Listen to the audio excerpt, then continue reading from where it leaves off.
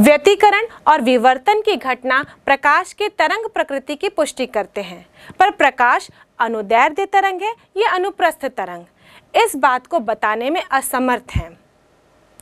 वैसे तो हाइगन ने प्रकाश को अनुदैर्ध्य तरंग ही माना था, पर जब मैक्सवेल के द्वारा प्रकाश के विद्युत चुंबकीय तरंग का सिद्धांत सामने आया, उसके आधार पर प्रकाश एक विद्युत चुंबकीय तरंग माना गया, एक ऐसा तरंग जो निर्वात में परिवर्ती विद्युत क्षेत्र और परिवर्ती चुंबकीय क्षेत्र के रूप में आगे गमन करता है। मैक्सवेल के अनुसार ये परिवर्ती विद्युत क्षेत्र और परिवर्ती चुंबकीय क्षेत्र ना ही केवल तरंग संचरण की दिशा के लंबवत होते हैं, बल्कि ये एक दूसरे की दिशा के भी लंबवत होते हैं। यानी कि विद्युत क्षेत्र का तल और चुंबकीय क्षेत्र का तल ये एक दूसरे के लंबवत होता है। और जो विजुअल सेंसेशन है, ये जो विज़न है, देखने का प्रभाव, वो केवल विद्युत क्षेत्र सदिश के कारण ही उत्पन्न होता है। और यदि हम चुंबकीय क्षेत्र सदिश को नेग्लेक्ट कर दें, हटा दें, सिर्फ देखने के प्रभाव के कारण, तो ये विद्युत क्षेत्र सदिश इस प्रकार प्योर ट्रांसवर्स वेव यानी कि एक अनुप्रस्थ तरंग के रूप में आगे बढ़ता हुआ नजर आता है। और हम यूँ कह सकते हैं कि प्रकाश एक अनुप्रस्थ तरंग है। और प्रकाश को अनुप्रस्थ तरंग मानकर ही ध्रुवण की व्याख्या की जा सकी। हम कोई भी प्रकाश स्रोत लें, जैसे कि सूरज, बल्ब, ट्यूबलाइट, मोमबत्ती, इन सब से प्रकाश एक विद्युत चुंबकीय तरंग के रूप में निकलता है। और ये विद्युत चुंबकीय तरंग इन स्रोतों में मौजूद असंख्य उत्तेजित परमाणुओं के वाइब्रेशन से निकलते हैं। और ये उत्तेजित परमाणु के इलेक्ट्रिक फील्ड वाइब्रेशंस किसी भी दिशा में हो सकते हैं। मान लीजिए ये किसी भी प्रकाश स्रोत के परमाणु हैं जो कि इलेक्ट्रिक फील्ड वाइब्रेशन किसी भी दिशा में दे सकते हैं। यदि पहला वाला परमाणु इस दिशा में वाइब्रेशन दे रहा है तो दूसरा वाला किसी अन्य दिशा में, तीसरा किसी अन्य दिशा में। और इस प्रकार इन सारे उत्तेजित परमाणुओं के इलेक्ट्रिक फील्ड वाइब्रेशंस को हम देखें तो ये ऑल पॉसिबल डायरेक्शंस में हो सकते हैं, कुछ इस प्रकार। और इस प्रकार का प्रकाश जो कि किसी भी कॉमन प्रकाश स्रोत से प्राप्त होता है, जिसमें कि इलेक्ट्रिक फील्ड वाइब्रेशंस की सभी पॉसिबल डायरेक्शंस हो सकते हैं, इसे हम कहते हैं अध्रुवित प्रकाश। मतलब इस प्रकार के प्रकाश में इलेक्ट्रिक फील्ड वाइब्रेशंस यानी कि विद्युत क्षेत्र सदिश की एक सीमितता होती है, एक सिमेट्री होती है किसी भी पॉइंट के चारों तरफ। तो अध्रुवित प्रकाश को इस तरीके से रिप्रेजेंट किया जाता है। पर जब हम इसका रिप्रेजेंटेशन अपनी कॉपी में बार बार करते हैं तो इस तरीके से दर्शाना थोड़ा कॉम्प्लिकेटेड लगता है। इसलिए हम सारे इलेक्ट्रिक फील्ड सदिश को दो घटकों में रिजॉल्व कर देते हैं। हम जानते हैं किसी भी सदिश को उसके दो घटक हॉरिजॉन्टल और वर्टिकल यानी कि क्षैतिज और ऊर्ध्वाधर घटकों के रूप में रिजॉल्व किया जा सकता है। तो यहाँ भी जितने इलेक्ट्रिक फील्ड वेक्टर्स हैं, इसको हम दो घटक में रिजॉल्व कर देते हैं, एक वर्टिकल और दूसरा हॉरिजॉन्टल। और इस प्रकार अध्रुवित प्रकाश का रिप्रेजेंटेशन अब थोड़ा और सिंपल हो जाता है। ये तो अध्रुवित प्रकाश का फ्रंट व्यू रिप्रेजेंटेशन है। मतलब हम सामने से देखें तो हमें दो घटक एक दूसरे को लंबवत काटते हुए नजर आते हैं। लेकिन यदि इसी का हम साइड व्यू देखें, अगर हम इसको टिल्ट करके साइड कर दें तो उस समय ये रिप्रेजेंटेशन कुछ इस प्रकार हो जाएगा। ये तीर का निशान जो दिख रहा है, ये ऑसिलेशंस या वाइब्रेशन इस कागज तल के समांतर रिप्रेजेंट करेगा। और ये जो डॉट दिख रहा है वो ऐसे वाइब्रेशंस को रिप्रेजेंट करेगा जो कि इस कागज तल के लंबवत हो। इस अध्रुवित प्रकाश जिसमें विद्युत सदिश की सभी पॉसिबल कंपन की दिशाएं हैं और ये सभी पॉसिबल कंपन की दिशाएं तरंग संचरण की दिशा के लंबवत हैं, इसे हम किसी एक निश्चित प्लेन में कन्फाइंड कर देते हैं, सीमित कर देते हैं। इस घटना को ध्रुवण कहते हैं। और इस घटना के पश्चात जो प्रकाश प्राप्त होता है जिसमें कि इलेक्ट्रिक फील्ड वाइब्रेशन की दिशा किसी एक ही प्लेन में सीमित रहती है और ये प्लेन, ये तल उस तरंग संचरण की दिशा के लंबवत होता है, इस प्रकाश को हम ध्रुवित प्रकाश कहते हैं, यानी कि प्लेन पोलराइज्ड लाइट। प्रकाश में ध्रुवण की घटना को समझने से पहले हम सबसे पहले यांत्रिक तरंग में ध्रुवण की घटना को देखते हैं। हमने रस्सी में उत्पन्न होने वाले यांत्रिक तरंग को देखा है। जो रस्सी में तरंग उत्पन्न होता है वो एक अनुप्रस्थ तरंग होता है। हम एक रस्सी को एक कोने से पकड़े हों और दूसरे कोने में बांध दिए हों और जब उसको हम हिलाते हैं तो उनमें अनुप्रस्थ तरंग कुछ इस प्रकार उत्पन्न होते हैं। अगर रस्सी को हम गोल गोल इधर उधर हिलाएं तो ये अनुप्रस्थ तरंग ऑल पॉसिबल डायरेक्शंस में निकल सकते हैं। अब मान लीजिए इस रस्सी को हम गोल गोल घुमा रहे हैं और इसके सामने हमने एक स्लिट रख दिया है, मतलब एक खड्डा लिया है जिसको बीच में आयताकार रूप में काट दिया है। अब जब हम इसको किसी भी पॉसिबल डायरेक्शन में घुमाएंगे तो वही कंपन इस खड्डे से, इस स्लिट से पार हो सकेगा जो इसके अक्ष के समांतर होगा। अगर हम इस स्लिट को रोटेट करते जाते हैं तो वही कंपन को ये पार करेगा जो इस स्लिट के समांतर होंगे। मान लीजिए हमने इसकी पोजीशन को फिक्स कर दिया है घुमाने के बाद, इसमें से केवल एक ही तल के कंपन पार हो सकते हैं। इस स्लिट को हम नाम देते हैं पोलराइजर यानी कि ध्रुवक का। अब हम देख रहे हैं कि यहाँ पर जो कंपन की सभी दिशाएं थी वो अब सीमित हो गई है केवल एक ही दिशा में, जो कि इस स्लिट के अक्ष के समांतर है और ये तरंग इस स्लिट के थ्रू आगे पार हो जाएगा। इसी स्लिट के सामने हम एक दूसरा स्लिट रख देते हैं, वो भी एक आयताकार स्लिट है और उतने ही साइज का है जितना कि हमने पहला स्लिट लिया था। अब इस स्लिट के अक्ष को हम इस पहले वाले स्लिट के समांतर रखते हैं, तो जो यांत्रिक तरंग इस रस्सी में उत्पन्न हो रहे हैं इस पहले वाले स्लिट के होते हुए इस दूसरे वाले स्लिट से भी गुजर जाएंगे। ये दूसरे वाले स्लिट को हम एनालाइजर यानी कि विश्लेषक नाम देते हैं, क्योंकि इसके द्वारा स्लिट से पार होने वाले तरंग को हम एनालाइज कर रहे हैं। अब धीरे धीरे हम इस एनालाइजर को रोटेट करते हैं। हम जैसे जैसे इसको रोटेट करते जाएंगे हम देखेंगे कि जो तरंग दोनों ही स्लिट में समान अक्ष होने पर आसानी से गुजर रहा था वो वाइब्रेशंस की दिशा कुछ रिस्ट्रिक्ट होते जा रही है और कम वाइब्रेशंस आगे की ओर पहुंच रहे हैं। और जब हम इस एनालाइजर को रोटेट करते हुए इस पहले वाले स्लिट यानी कि पोलराइजर के लंबवत रखते हैं उस समय ये तरंग इस दूसरे स्लिट से आगे नहीं बढ़ पाएगा। जो घटना इन यांत्रिक तरंगों के साथ हुई वही घटना प्रकाश तरंगों के साथ भी हुई।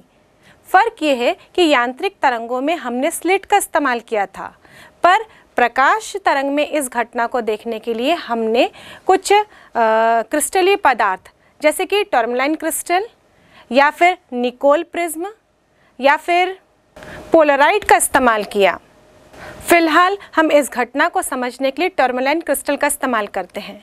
इस टर्मलाइन क्रिस्टल को इस प्रकार काटा जाता है कि इसका जो प्रकाशिक अक्ष है वो इसके तल पर स्थित होता है और जब कोई अध्रुवित प्रकाश इस टर्मलाइन क्रिस्टल पर आपतित होती है तो वो केवल उन्हीं इलेक्ट्रिक फील्ड वाइब्रेशंस यानी कि विद्युत सदिश कंपनों को पार करता है जो इसके अक्ष के समांतर होती हैं।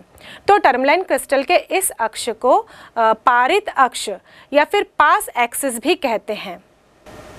अध्रुवित प्रकाश को हमने कुछ इस प्रकार रिप्रेजेंट किया था जिसमें कि इलेक्ट्रिक फील्ड वाइब्रेशंस की ऑल डायरेक्शंस थे, लेकिन हर बार इस तरीके से ऑल डायरेक्शंस बनाना थोड़ा कॉम्प्लिकेटेड हो जाता है, इसलिए हमने इनको दो घटकों के रूप में रिजॉल्व कर दिया था और इस अध्रुवित प्रकाश का रिप्रेजेंटेशन कुछ इस प्रकार था। ये अध्रुवित प्रकाश जब तरंग संचरण की दिशा की ओर आगे बढ़ता है तो इस प्रकार से हम इसका रिप्रेजेंटेशन देते हैं जिसमें एक तीर का निशान वर्टिकल होता है और उसके ऊपर डॉट्स लगे होते हैं।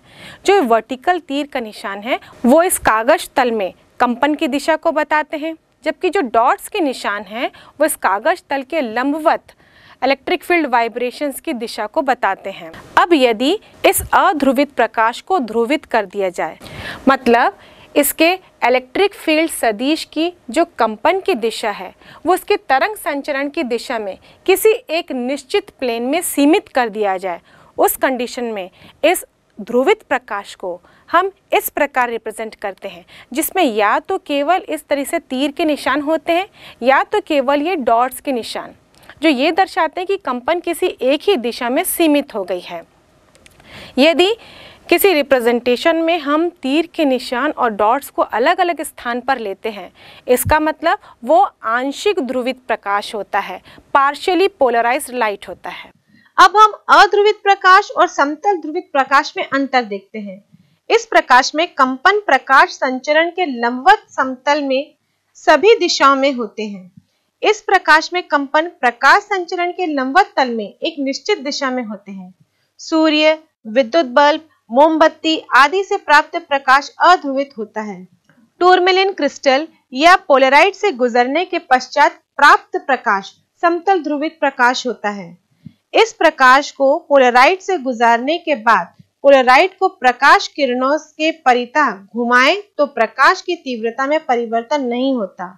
इस प्रकाश को पोलराइट से गुजारने के बाद पोलराइट को प्रकाश किरणों के परितः घुमाने पर प्रकाश की तीव्रता में परिवर्तन होता है। अब इस प्रयोग द्वारा हम प्रकाश में ध्रुवण की घटना को समझते हैं। यहाँ पर सभी एक्सिस में वाइब्रेशन एक अध्रुवित प्रकाश स्रोत को बता रहा है। अब ये अध्रुवित प्रकाश स्रोत इस प्रकार रिप्रेजेंट किया जा रहा है, जो कि इस तरंग संचरण की दिशा के लंबवत है, यानी कि तरंग संचरण की दिशा आगे की ओर है। जब प्रकाश आगे की ओर बढ़ेगा और उसके रास्ते में एक टर्मलाइन क्रिस्टल रख देते हैं। अब इस अध्रुवित प्रकाश के मार्ग में हम एक टर्मलाइन क्रिस्टल रख देते हैं।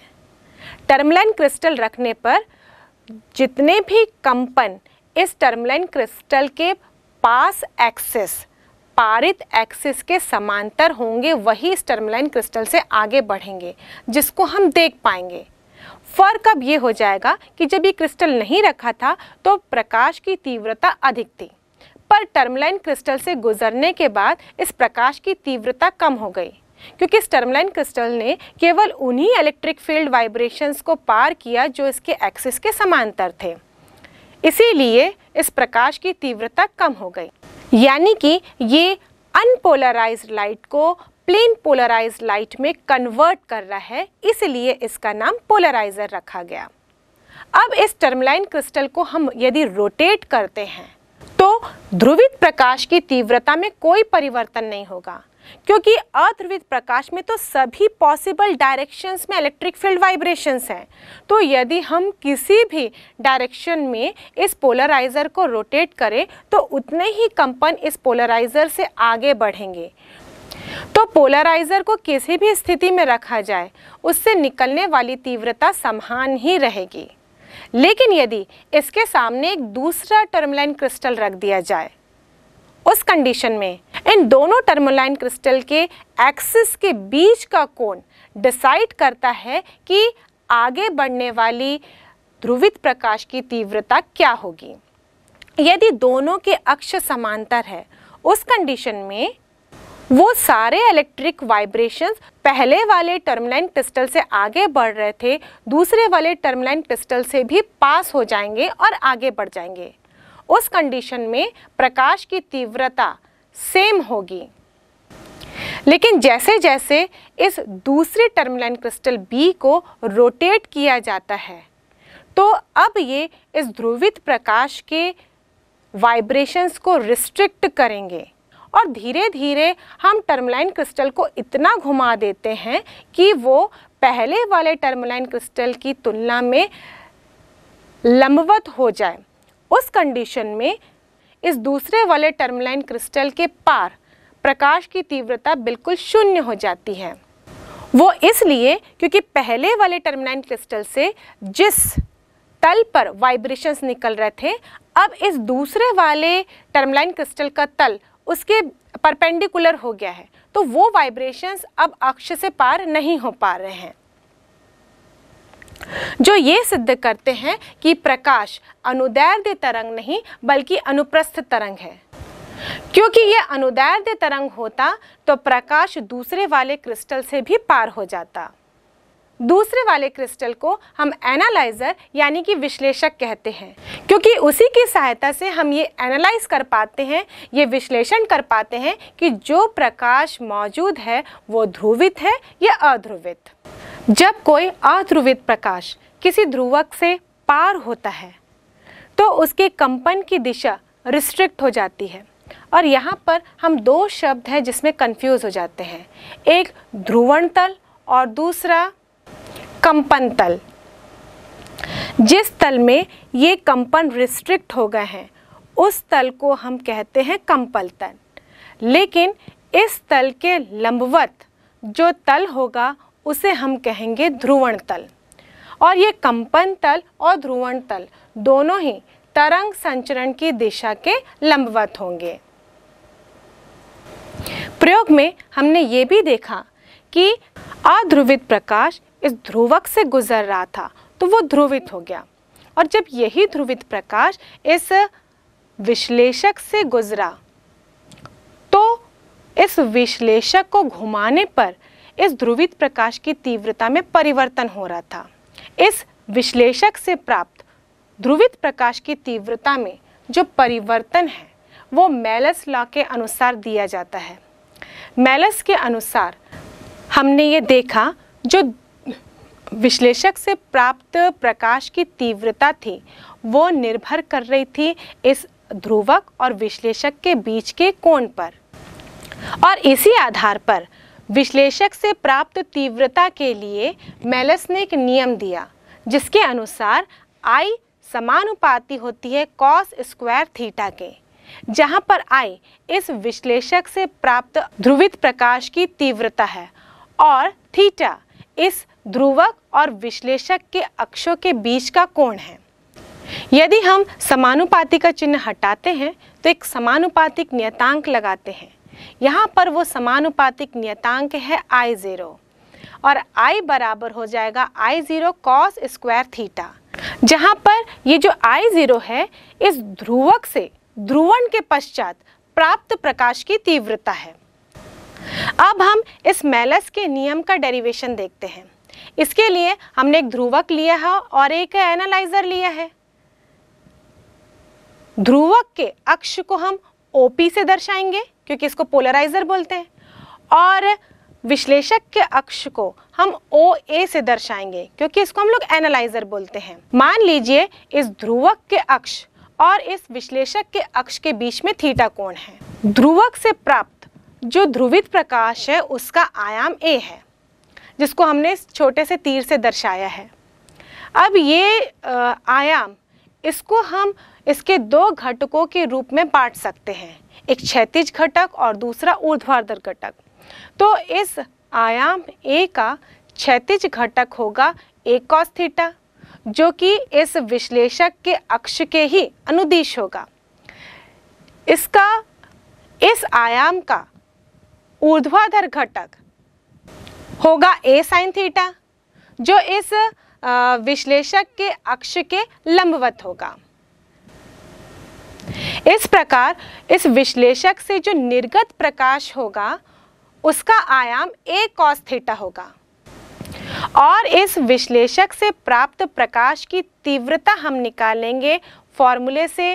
तीव्रता समानुपाती होती आयाम के वर्ग के, तो हम इस विश्लेषक से प्राप्त प्रकाश की तीव्रता I समानुपाती है लिखेंगे इसके आयाम के, यानी कि A cos थीटा का स्क्वायर, और यहाँ से I बराबर हो जाएगा, एक समानुपातिक नियतांक लगाएंगे K और यहाँ वर्ग करेंगे तो A square cos square theta. A किसका आयाम था? ध्रुवक से निकलने वाले प्रकाश का। तो अगर इसका वर्ग करते हैं तो इस ध्रुवक से प्राप्त प्रकाश की तीव्रता इस आयाम के समानुपाती होगी, यानी कि I0 समानुपाती होगा A स्क्वायर के, और एक समानुपातिक नियतांक लगाएंगे तो I बराबर KA स्क्वायर होगा, यानी कि ये जो KA स्क्वायर है ये ध्रुवक से प्राप्त ध्रुवित प्रकाश की तीव्रता होगी। इसलिए हम यहाँ पर लिख सकते हैं I बराबर I0 cos स्क्वायर थीटा, और यही मेलस का नियम है। इस नियम के अनुसार तीन स्थितियां हो सकती है। यदि थीटा बराबर 0 हो, यानी कि ध्रुवक और विश्लेषक दोनों के अक्ष एक दूसरे के समांतर होंगे, उस कंडीशन में cos 0 बराबर 1 होता है, तो I बराबर हो जाएगा I0। इस केस में ध्रुवक से प्राप्त ध्रुवित प्रकाश की तीव्रता और विश्लेषक से प्राप्त ध्रुवित प्रकाश की तीव्रता ये दोनों सेम होंगे, यानी कि इस कंडीशन में तीव्रता अधिकतम होगी। अब दूसरी स्थिति लेते हैं जहां पर थीटा बराबर 90 डिग्री हो, यानी कि ध्रुवक के अक्ष और इस विश्लेषक के अक्ष दोनों एक दूसरे के लंबवत हुए। उस कंडीशन में cos 90 का मान 0 होता है, तो I बराबर 0 हो जाएगा। इसका मतलब जो एनालाइजर के बाद शून्य तीव्रता की स्थिति होगी। यहाँ पर हमने अध्रुवित प्रकाश के सामने एक ध्रुवक रखा था, उससे प्राप्त प्रकाश की तीव्रता में क्या परिवर्तन होगा। ध्रुवित प्रकाश चूंकि सभी दिशाओं में इलेक्ट्रिक फील्ड वाइब्रेशन देता है और उसके सामने ध्रुवक रखा गया है जिसको घुमाया जा रहा है, यानी कि यहाँ पर कोण का मान हो जाएगा 0 से लेकर 2 पाई के बीच में। तो हम यहाँ पर cos स्क्वायर थीटा का औसत मान निकालेंगे। हम जानते हैं cos स्क्वायर थीटा बराबर होता है 1 प्लस cos 2 थीटा अपॉन 2। तो ये सूत्र यहाँ पर रखने पर हमें मिलेगा I बराबर I0 cos स्क्वायर थीटा का औसत मान, और हम लिख सकते हैं I बराबर I0 1 plus cos 2 theta upon 2 का औसत मान। यहाँ से 2 अगर हम ब्रैकेट के बाहर ले लें तो हमें मिलेगा I बराबर I0 1 प्लस cos 2 थीटा का औसत मान, और cos 2 थीटा का औसत मान 0 होगा, क्योंकि कंप्लीट सर्कल के लिए यदि हम देखें तो cos का अधिकतम मान +1 होता है और न्यूनतम मान -1 होता है, इसलिए जब इसका औसत निकालेंगे तो हमको 0 प्राप्त होगा। तो हम लिख सकते हैं I बराबर I0 अपॉन 2 1 प्लस 0 और I बराबर I0 अपॉन 2, या यूँ कहे कि अध्रुवित प्रकाश की तीव्रता किसी ध्रुवक से पार होने पर आधी हो जाती है। और जब हम निर्गत प्रकाश की तीव्रता और ध्रुवक और विश्लेषक के बीच के कोण में एक ग्राफ से रिप्रेजेंट करें तो वो ग्राफ कुछ इस प्रकार होगा।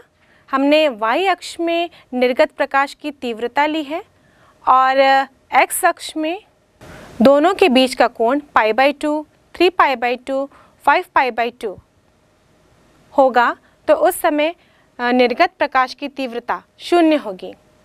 और जब कोण पाई, 2 पाई, 4 पाई, 6 पाई होगा तो निर्गत प्रकाश की तीव्रता अधिक होगी।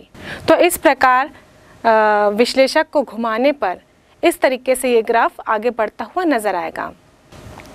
ध्रुवित प्रकाश प्राप्त करने की कई प्रक्रिया है।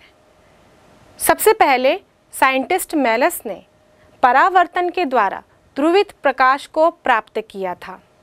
उन्होंने किसी भी अध्रुवित प्रकाश को किसी पारदर्शी माध्यम में अपतित किया और ये पाया जब अध्रुवित प्रकाश किसी पारदर्शी माध्यम में अपतित होता है तो उसमें 2 घटनाएं होती हैं, एक परावर्तन और दूसरा अपवर्तन। जो अपवर्तित प्रकाश है वो तो अध्रुवित ही होता है, लेकिन जो परावर्तित प्रकाश होती है वो आंशिक रूप से ध्रुवित होती है।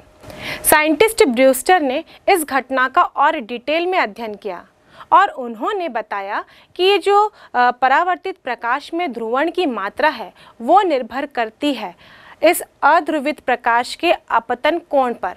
यदि अपतन कोण का मान बढ़ाया जाए तो इस परावर्तित प्रकाश में ध्रुवण की मात्रा भी बढ़ते जाती है और एक ऐसी स्थिति आती है अपतन कोण की जहां पर ये परावर्तित प्रकाश पूर्ण रूप से ध्रुवित हो जाता है और इस अपतन कोण के न्यूनतम मान को जिस पर प्रकाश किसी पारदर्शी माध्यम में अपतित होने पर परावर्तित प्रकाश पूर्ण रूप से समतल ध्रुवित हो जाए उसे हम ब्रूस्टर कोण कहते हैं और साधारणतः अपतन कोण को I से दर्शाया जाता है तो ब्रूस्टर कोण को IB से दर्शाया जाता है।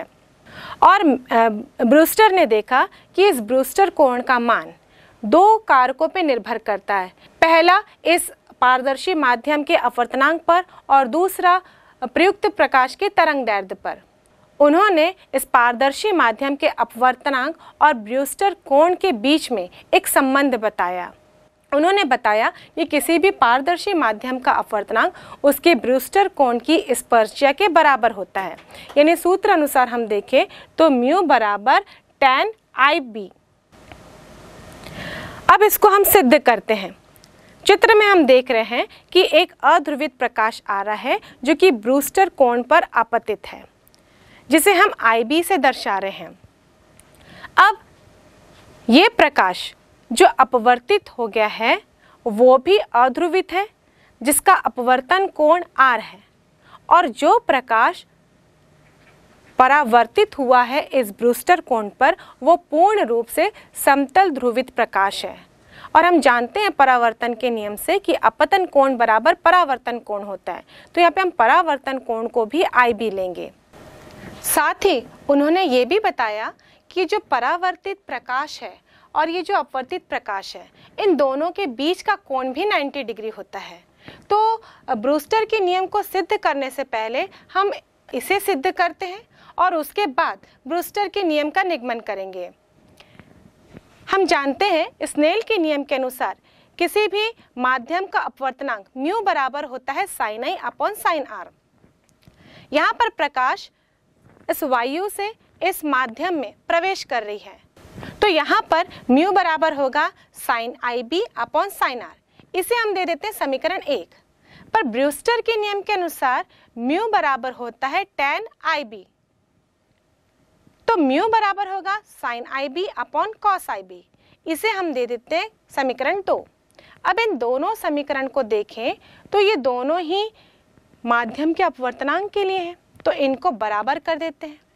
हमें मिलेगा sin IB upon sin R equal to sin IB upon cos IB। इन दोनों पक्षों से sin IB कैंसल होने पर हमें मिलेगा sin R बराबर cos IB। और यहाँ से हम लिख सकते हैं sin R equal to sin 90 minus IB, क्योंकि हम जानते हैं sin 90 माइनस थीटा होता है cos थीटा। दोनों पक्षों से साइन हटा देते हैं, क्योंकि यदि किसी कोण की जिया बराबर हो इसका मतलब वो कोण भी बराबर होता है, तो उस कंडीशन में R बराबर हो जाएगा 90 माइनस IB, और यहाँ से हमें मिलेगा IB plus R equal to 90। और यदि इस सरल कोण स्ट्रेट एंगल PBQ को हम देखें तो ये PBQ बराबर होगा 180 डिग्री, और यहाँ पर इस सरल कोण में 3 एंगल हैं, तो ये तीनों का योग मिलाकर होना चाहिए 180 डिग्री। इसलिए हम लिख सकते हैं angle PBC plus angle CBD plus angle QBD बराबर 180 डिग्री। एंगल PBC कितना है? IB के बराबर है। एंगल QBD कितना है? ये R के बराबर है। तो हम यहाँ लिखेंगे I plus angle CBD plus R equal to 180, और यहाँ से angle CBD plus 90 equal to का 180, और एंगल CBD बराबर मिलेगा 90। ये एंगल CBD ये किसके बीच का कोण है? परावर्तित प्रकाश और अपवर्तित प्रकाश। इसका मतलब परावर्तित प्रकाश और अपवर्तित प्रकाश एक दूसरे के लंबवत होते हैं। अब यहीं से हम आगे बढ़ें तो angle NBC plus angle NBD ये होगा 90 डिग्री। एंगल NBC को हम लिख सकते हैं 90 माइनस IB, और एंगल NBD को हम लिख सकते हैं 90 माइनस R। तो 90 minus IB plus 90 minus R equal to हो जाएगा 90, और 180 minus 90 minus IB minus R equal to 0, और हम यूँ लिख सकते हैं 90 minus IB minus R equal to 0, और यहाँ से मिलेगा R बराबर 90 माइनस IB। और स्नेल के नियम से हम जानते हैं किसी भी माध्यम का अपवर्तनांक म्यू बराबर होता है sin I upon sin R।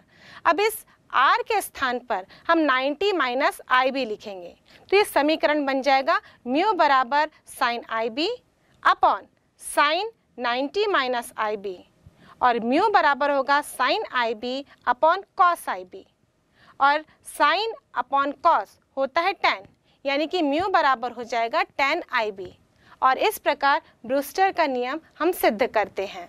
Board exam में भी इस टॉपिक से रिलेटेड क्वेश्चंस आते हैं, जैसे कि ब्रूस्टर का नियम लिखिए और उसे सिद्ध कीजिए, या फिर ब्रूस्टर के नियम के आधार पर ये सिद्ध कीजिए कि आपतन कोण पर परावर्तित प्रकाश और अपवर्तित प्रकाश दोनों एक दूसरे के परस्पर लंबवत होते हैं।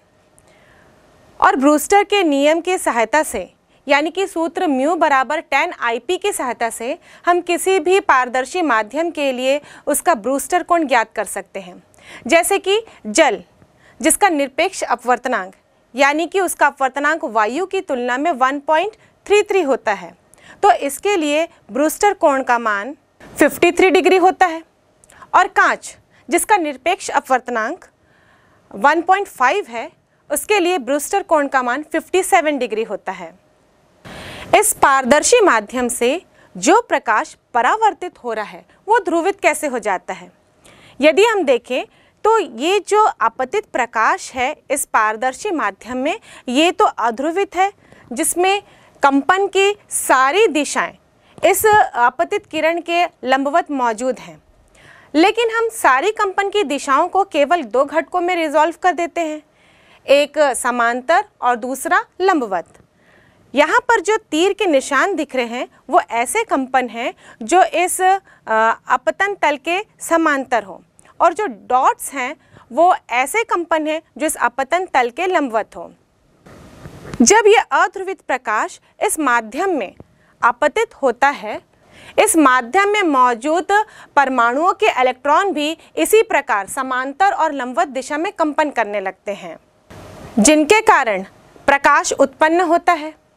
अपतन तल के समांतर कंपन परावर्तित प्रकाश के अनुदिश होता है, इसलिए यह परावर्तित प्रकाश की दिशा में अनुप्रस्थ तरंग उत्पन्न नहीं कर पाता।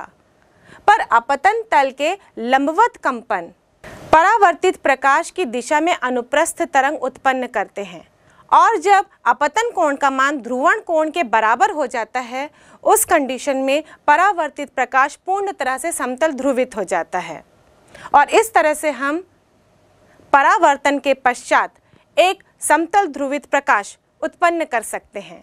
समतल ध्रुवित प्रकाश प्रकीर्णन की प्रक्रिया द्वारा भी उत्पन्न किया जा सकता है। इसे सबसे पहले बताया था साइंटिस्ट रेले ने। हम जानते हैं कि प्रकाश जब उसकी कोटि के अणुओं से टकराता है तो वहाँ पर अंतःक्रिया होती है, ऊर्जा का आदान प्रदान होता है, जिसके कारण प्रकाश स्कैटर हो जाता है। वहाँ पे प्रकीर्णन की प्रक्रिया होती है। अगर कोई अध्रुवित प्रकाश एटमॉस्फेयर में मौजूद अणुओं से टकरा रहा है, जनरली ये अध्रुवित प्रकाश जो सूर्य से आता है वो एटमॉस्फेयर में मौजूद नाइट्रोजन के अणुओं से टकराता है, और इन्हीं से प्रकीर्णन की प्रक्रिया होती है। तो जो नाइट्रोजन में मौजूद इलेक्ट्रॉन होते हैं वो भी कंपन करने लगते हैं। जिस प्रकार अध्रुवित प्रकाश में लंबवत और समांतर दोनों ही कंपन होते हैं, अब उसी प्रकार नाइट्रोजन के इलेक्ट्रॉन में भी लंबवत और समांतर दोनों ही प्रकार के कंपन उत्पन्न होंगे, जिसके कारण फिर से प्रकाश तरंग उत्पन्न होगी, क्योंकि हम जानते हैं कि प्रकाश एक इलेक्ट्रोमैग्नेटिक वेव है। अब प्रकीर्णन के पश्चात यदि ऐसी तरंग उत्पन्न हो रही है जो आपतित तरंग के समांतर हो, सीधी आगे जा रही हो, तो वो प्रकाश अध्रुवित होगी। लेकिन जो प्रकाश इसकी दिशा के लंबवत उत्पन्न होगी वो प्रकाश पूर्ण रूप से समतल ध्रुवित होगी, और जो प्रकाश किसी अन्य कोण में उत्पन्न हो रही है वो आंशिक रूप से ध्रुवित होगी, यानी कि पार्शियली पोलराइज्ड लाइट होगी। ऐसा इसलिए कि जो समांतर कंपन हैं वो प्रेक्षक की दिशा के अनुदिश होंगे, इसलिए वो प्रेक्षक की दिशा में अनुप्रस्थ तरंग उत्पन्न नहीं करते। लेकिन जो लंबवत कंपन होते हैं वो प्रेक्षक की दिशा में अनुप्रस्थ तरंग उत्पन्न होते हैं, इसलिए प्रेक्षक के नेत्र में जो तरंग दिखाई देता है वो पूर्ण रूप से समतल ध्रुवित होता है, जिसकी कंपन की दिशा लंबवत होती है। मान लीजिए आपके कागज तल को देखें, आपके कॉपी के या इस बोर्ड के कागज तल को देखें, तो वे ही अनुप्रस्थ तरंग आपको नजर आते हैं जिसके कंपन की दिशा इस बोर्ड के तल के या फिर आपके कॉपी के कागज के तल के लंबवत होगी। और इस प्रकार प्रकीर्णन से भी समतल ध्रुवित प्रकाश उत्पन्न किया जा सकता है। साइंटिस्ट बार्थोलिनस ने एक प्रयोग किया।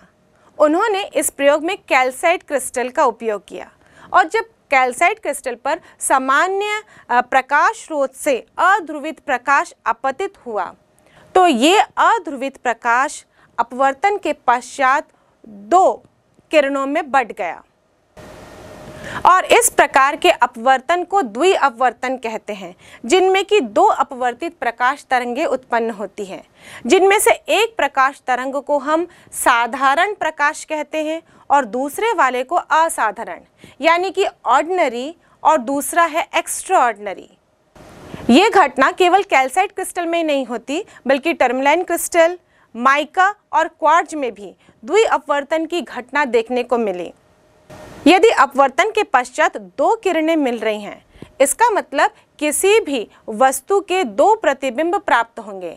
मान लीजिए यदि हम पेपर में एक इंक का डॉट लेते हैं और उसको कैल्साइट क्रिस्टल के थ्रू ऑब्जर्व करते हैं तो कैल्साइट क्रिस्टल से देखने पर इस एक इंक डॉट के 2 प्रतिबिंब नजर आएंगे। एक प्रतिबिंब तो ऑर्डिनरी प्रकाश किरण के द्वारा तैयार हुआ होगा और दूसरा प्रतिबिंब एक्स्ट्रा ऑर्डिनरी प्रकाश किरण के द्वारा प्राप्त हुआ होगा। अब दोनों में क्या फर्क आता है? इन दोनों में से कौन सा ऑर्डिनरी प्रकाश से बना और कौन सा एक्स्ट्रा ऑर्डिनरी? यदि इस कैल्साइट क्रिस्टल को हम रोटेट करते हैं, गोल गोल घुमाते हैं अपने अक्ष पर, तो एक इमेज इसमें अपने पोजीशन पे ही स्टेशनरी है, जबकि दूसरा इमेज हम देख रहे हैं कि पहले वाले की तुलना में गोल गोल रोटेट कर रहा है, जैसे कि हम इस कैल्साइट क्रिस्टल को घुमा रहे हैं। तो जो स्टेशनरी रुका हुआ स्थिर प्रतिबिंब हमको प्राप्त हो रहा है वो साधारण अपवर्तित प्रकाश यानी कि ऑर्डिनरी रिफ्रैक्टेड रे के द्वारा प्राप्त हुआ है और जो गोल गोल घूम रहा है वो असाधारण प्रकाश किरण यानी कि एक्स्ट्रा ऑर्डिनरी रिफ्रैक्टेड लाइट के द्वारा प्राप्त हो रहा है।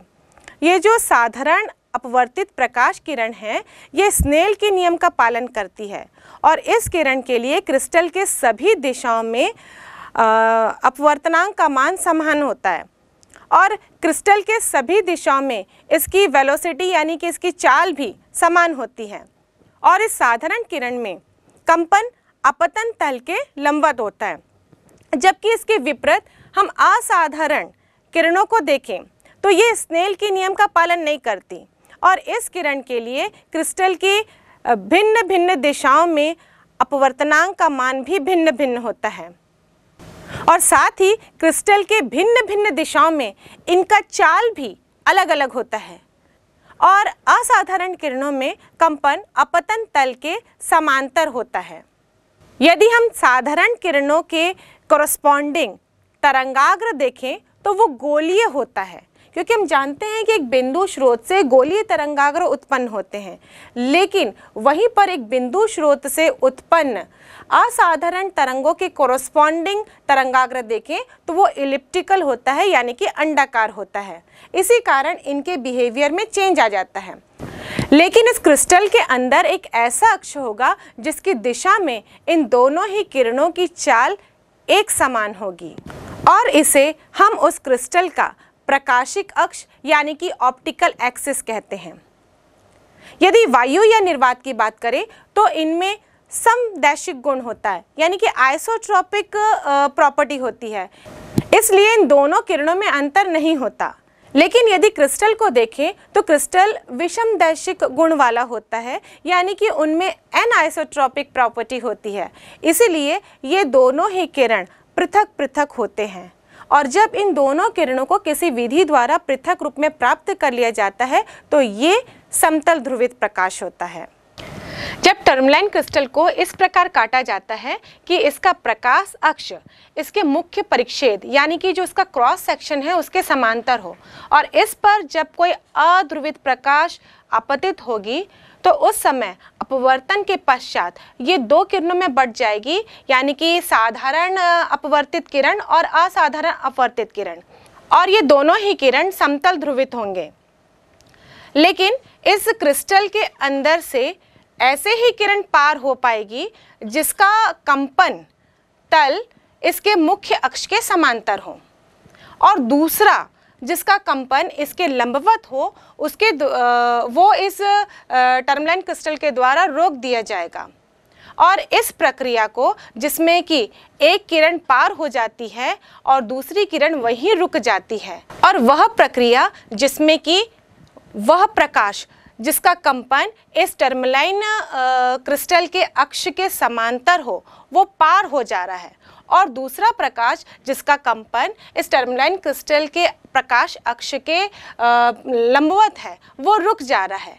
इस प्रक्रिया को हम कहते हैं सेलेक्टिव एब्जॉर्प्शन, यानी कि वर्णनात्मक अवशोषण।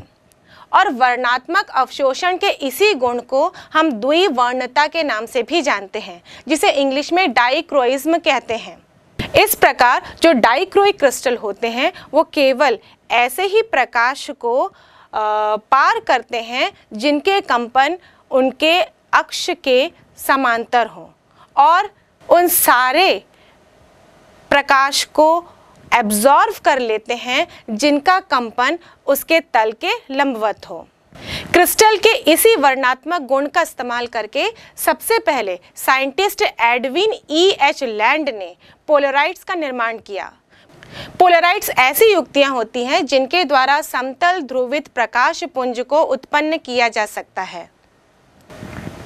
इन पोलराइड्स में नाइट्रोसेलुलस की एक पतली फिल्म होती है, जिसमें कार्बन कंपाउंड जैसे कि हेर्पाथाइड या फिर आइडोक्यूनिन सल्फेट के अति सूक्ष्म क्रिस्टल कुछ इस प्रकार बैठा दिए जाते हैं कि सभी क्रिस्टल के प्रकाश अक्ष समांतर हों, और ये क्रिस्टल द्विवर्णक होते हैं जो ऐसे प्रकाश को रोक देते हैं या अवशोषित कर लेते हैं जिनका कंपन इनके प्रकाश अक्ष के लंबवत हो। तो इनमें से जो प्रकाश उत्पन्न होता है वो समतल ध्रुवित प्रकाश होता है जिनका कंपन इस पोलराइड के प्रकाश अक्ष के समांतर हो। इस फिल्म के दोनों ओर कांच की दो प्लेट होती है। ये कांच की दोनों प्लेटें केवल इसको यांत्रिक सपोर्ट देने के लिए होती है, और इस प्रकार पोलराइड्स का निर्माण किया जाता है। अब हम इन पोलराइड्स के उपयोग देखते हैं। सबसे पहले तो पोलराइड्स का उपयोग समतल ध्रुवित प्रकाश उत्पन्न करने के लिए किया जाता है, क्योंकि हम जानते हैं कि अध्रुवित प्रकाश जब इन पोलराइड्स पर आपतित होगा तो ये पोलराइड्स उन सारे कंपन को रोक देंगे जो कि इसके अक्ष के लंबवत हैं। तो जो प्रकाश इससे हमको प्राप्त होगा वो समतल ध्रुवित होगा, जिसका कंपन इस पोलराइड के तल के समांतर होगा। इन पोलराइड्स का इस्तेमाल प्रकाश के संसूचन में किया जाता है, मतलब प्रकाश ध्रुवित है या अध्रुवित, इसको हम इन पोलराइड्स की सहायता से पता कर सकते हैं। यदि हम किसी प्रकाश के सामने पोलराइड्स को रख दिए और पोलराइड्स को रोटेट करने पर उससे आगे प्राप्त प्रकाश की तीव्रता में कोई परिवर्तन नहीं हो रहा है, तो इसका मतलब वह प्रकाश अध्रुवित प्रकाश है, क्योंकि इस अध्रुवित प्रकाश में सभी पॉसिबल कंपन की दिशाएं होंगी, और जब हम इस पोलराइड्स को रोटेट कर रहे होंगे तो कोई ना कोई कंपन की दिशा इस पोलराइड के अक्ष के समांतर होगी। इसलिए हर बार जब हम पोलराइड को घुमाते जाएंगे तो एक वही सेम तीव्रता का प्रकाश हमको पोलराइड के पार मिलते जाएगा, इसलिए वो प्रकाश अध्रुवित होगा। लेकिन यदि पोलराइड को घुमाया जा रहा है और प्राप्त प्रकाश की तीव्रता में परिवर्तन हो रहा है तो वो प्रकाश अध्रुवित प्रकाश नहीं है, तो वह प्रकाश समतल ध्रुवित होगा। यदि उसको एक बार घुमाने में, यानी कि इस पोलराइड का अगर एक चक्कर लगा रहे हैं और प्रकाश की तीव्रता 2 बार अधिकतम हो रही है और 2 बार शून्य हो रही है, क्योंकि जब हम घुमाएंगे तो उसका एक्सिस ऐसा होगा कि हर 90 डिग्री के बाद चेंज होगा। 0 डिग्री और 180 में ये अक्ष जो है वो कंपन अक्ष के समांतर मिलेंगे, इसलिए उस समय तीव्रता अधिकतम हो जाएगी।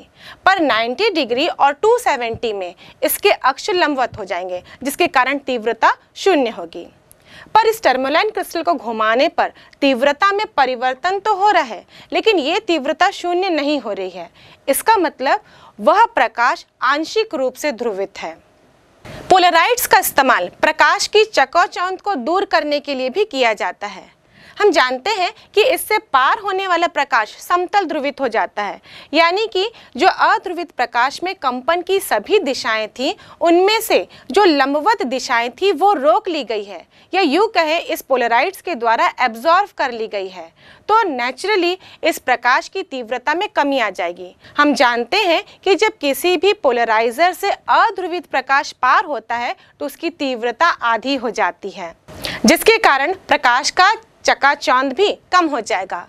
इसलिए पोलराइड्स का इस्तेमाल सनग्लासेस में किया जाता है, यानी कि धूप के चश्मों में, क्योंकि बहुत ज़्यादा तेज रोशनी होगी तो वो हमारे आंखों को डैमेज करती है, हम अच्छे से देख नहीं पाते, हम अपनी आंखें बंद करने लगते हैं। तो उस समय जो हम सनग्लासेस का इस्तेमाल करते हैं वो पोलराइड्स होता है। इसी प्रकार गाड़ी के जो ड्राइवर के सामने जो कांच लगा होता है वो भी पोलराइड ही होता है। गाड़ी के हेडलाइट के सामने भी पोलराइड से लगाया जाता है। जब रात्रि के समय दो गाड़ियां एक दूसरे को क्रॉस कर रही होती है तो उनके हेडलाइट से आने वाली रोशनी बहुत ही तीक्ष्ण तीव्र होती है। यदि डायरेक्ट ड्राइवर की आंखों पे पड़े तो उस समय उसकी आंखें चौंधिया जाएंगी और दुर्घटना होने के चांसेस हैं। इसलिए जो सामने का ग्लास होता है वो पोलराइड होता है, जिससे कि उस प्रकाश की तीव्रता को कम किया जाता है।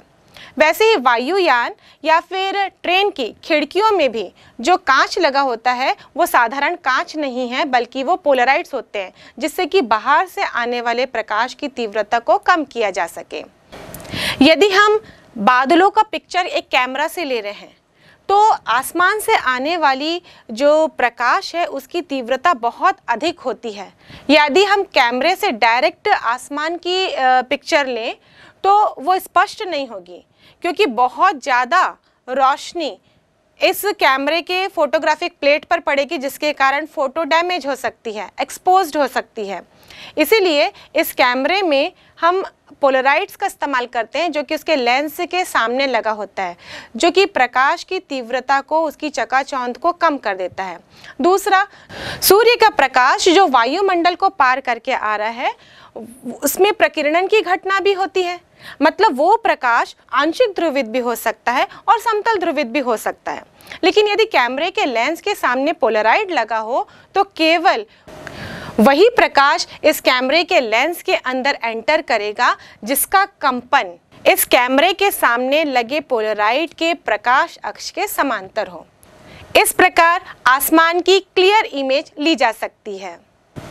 ऐसे ही माइक्रोस्कोप से जब हम किसी सूक्ष्म वस्तु को देखते हैं तो सूक्ष्म वस्तु को देखने के लिए माइक्रोस्कोप में एक मिरर लगा होता है, जिससे हम प्रकाश किरणों को उस सूक्ष्म वस्तु की ओर फोकस कर रहे होते हैं।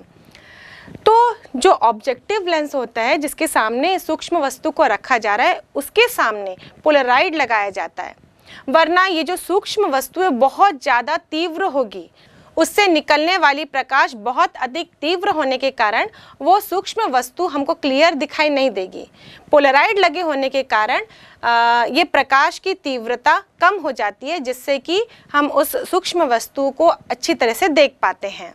इन पोलराइड्स का इस्तेमाल किसी भी धातु के प्रकाशिक गुणों का अध्ययन करने के लिए भी किया जाता है। जब प्रकाश किसी धातु की सतह पर आपतित होती है और उससे परावर्तित होती है तो ये परावर्तित प्रकाश आंशिक रूप से ध्रुवित हो जाती है। इस पोलराइड का इस्तेमाल करके हम इस परावर्तित प्रकाश के ध्रुवण की मात्रा का पता लगा सकते हैं और इस प्रकार हम धातु के प्रकाशीय गुण का भी अध्ययन कर सकते हैं। पोलराइड का इस्तेमाल त्रिविमीय चित्रों को देखने के लिए भी किया जाता है, जिससे कि ये त्रिविमीय चित्रें स्पष्ट नजर आती हैं।